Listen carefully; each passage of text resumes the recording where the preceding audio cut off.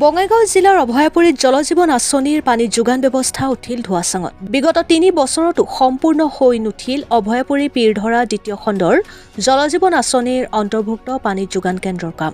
৩ বছৰ পূৰ্বে প্ৰায় ১,৭০,০০,০০০ টকাৰ আৰ্থিক অনুদান সাপেক্ষে বহিৰাজ্যৰ নেটৱেষ্ট সলিউশ্যন নামৰ এক প্ৰতিষ্ঠানে উক্ত পীৰাধৰাৰ ফাইজুল ইছলাম ভূঞাৰ এডোখৰ ভূমিত আঁচনিৰ কাম আৰম্ভ কৰিছিল যদিও আজিলৈকে উক্ত আঁচনিৰ পৰা এটুপি পানীও লাভ কৰিবলৈ সক্ষম নহল বৃহত্তৰ পীৰাধৰা গাঁৱৰ গঞা ৰাইজে। অতি সোনকালে জলজীৱন আঁচনিৰ কাম সম্পূৰ্ণ কৰি ৰাইজক পানীৰ যোগান ধৰিবলৈ জিলা জনস্বাস্থ্য কাৰিকৰী আৰু মুখ্যমন্ত্ৰীক আহ্বান জনাইছে স্থানীয় ৰাইজে। অভয়াপুৰীৰ পৰা আজিজুল ইছলামৰ ৰিপৰ্ট, অৰুণোদয় আছাম। মোৰ নাম ফয়জুল ইছলাম ভূঞা হয়। আচলতে এই কামটো ঠাইডোখৰৰ নাম কি? ঠাইডোখৰৰ নাম পীৰাধৰা পাৰ্ট 2 আৰু স্কিমটো পীৰাধৰা পাৰ্ট 2ৰে হয়। মোৰ দেউতাকক আহি ধৰিলে মণ্ডল অফিচৰ পৰা যে মাটিখিনি দিব লাগে, সেইকাৰণে মাটিখিনি দি দিলে আৰু ক'লে যে এটা পোষ্ট দিম আৰু কি। কিমান বছৰ আগতে? তো প্ৰায় 3 বছৰমানেই হ'ল, 2.5 বছৰ 3 বছৰমান হ'ল। তো দিলে কামটো ষ্টাৰ্ট কৰোঁতে বৰিং কৰোঁতে 1.5 বছৰমান গুচি গ'ল। তাৰপিছত আৰু এতিয়ালৈকে যে কাম কোনো কামৰ অগ্ৰগতি দেখা নাই। আৰু পিছত মই যদি কণ্ট্ৰেক্টৰক কেতিয়াবা কল কৰোঁ যে আপোনালোকে কামটো কিয় নকৰে বা কিয় এনেকুৱা হৈ আছে, তেতিয়া কণ্ট্ৰেক্টৰে কয় যে আপুনি কোন হয়, আপুনি হুদাৰ কোন হয়, আপোনালোকে মাটি ডনেট কৰি দিছে কি আপোনালোকৰ অধিকাৰটো শেষ। এতিয়া আমি যি এনচাৰ দিব লাগে আমি অফিচত এনচাৰ দিম। আৰু কি কয় কিবা দম দিয়ে নেকি? দম টাইপৰে কথা কি আপোনাৰ প্ৰব্লেম কি, আপুনি শিৱানন্দ কিবা শুনা পাইছোঁ এনেকুৱা। আমি কোম্পানীটোৰ নাম কোম্পানী নেটৱেষ্ট সলিউশ্যন আছিলে, বহিৰাজ্যৰ বিহাৰৰ কোম্পানী এইটো। আৰু এই কণ্ট্ৰেক্টৰতো কেতিয়া আজিলৈকে অহা নাই, চাইটত অহা নাই। কণ্ট্ৰেক্টৰৰ এছিষ্টেণ্ট কিছুমান আছে যে ছুপাৰভাইজাৰ, সেইবিলাকে আহে আৰু ফটো চটো মাৰি লৈ যায়। তাৰপিছত কি কৰে সেইটো আমি ক'ব নোৱাৰোঁ। কামটো কিমান পাৰ্চেণ্ট হৈছে? কামটো মামাই যেনেকৈ কৈছে 8%ৰ নিচিনাই হৈছে, বাকী হোৱা নাই। আপোনালোকে দেখাই পাই আছে বাউণ্ডাৰী ৱালৰ কামটো অলপখিনি কৰি বাকী আৰু কৰা নাই। আৰু এই পঞ্চায়তত ভালেকেইটা কাম লৈছে। এই পঞ্চায়তত 5টা কাম লৈছে। ইফালে লতিবাৰী এটা আছে, টাপাটাৰী এটা আছে, বেহুলাপাৰা এটা আছে আৰু ডুমুৰী এটা আছে। এইবিলাক কাম শেষ কৰা নাই, এটাও শেষ পোৱা নাই। আৰু কিছুমানৰতো বৰিঙৰ বাহিৰে আৰু একো কাম কৰাই নাই। এতিয়া আপুনি চৰকাৰ বা প্ৰশাসনক কি অনুৰোধ জনাব?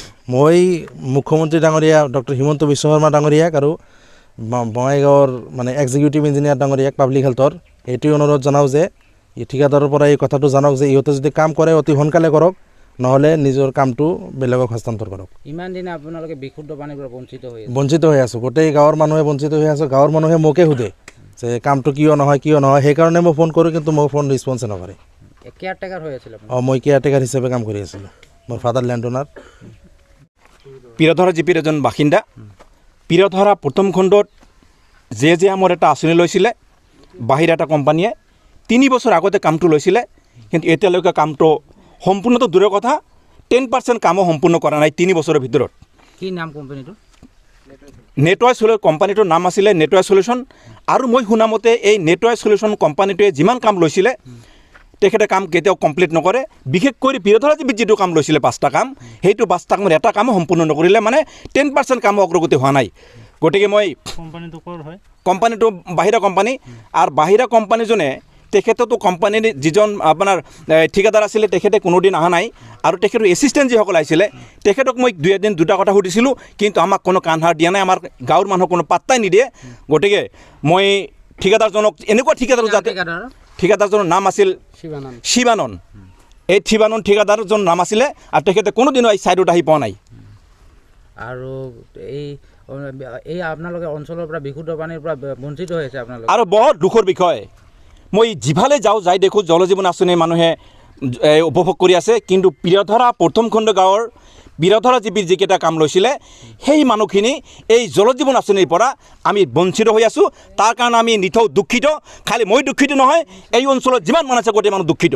চৰকাৰ বা প্ৰশাসনক কি অনুৰোধ জনাব? মই বিশেষ কৰি অসমৰ মুখ্যমন্ত্ৰী, তেখেতে দক্ষবান মুখ্যমন্ত্ৰী এজন, এই দক্ষবান মুখ্যমন্ত্ৰীক মই অনুৰোধ কৰিব বিচাৰিম যে পীৰধৰা জিপিৰ বঙাইগাঁও জিলাৰ অন্তৰ্গত পীৰধৰা জিপিৰ যিটো পাষ্টৰ কাম জেজিএমৰ আৰম্ভ হৈছিলে আপুনি এই কামটো বেলেগ ঠিকাদাৰক হস্তান্তৰ কৰি কামটো অতি সোনকালে সম্পূৰ্ণ কৰিব বুলি মই মাননীয় মুখ্যমন্ত্ৰীক মই টানি অনুৰোধ জনাইছোঁ। কিমান দিন আগতে আৰম্ভ কৰিছিলে?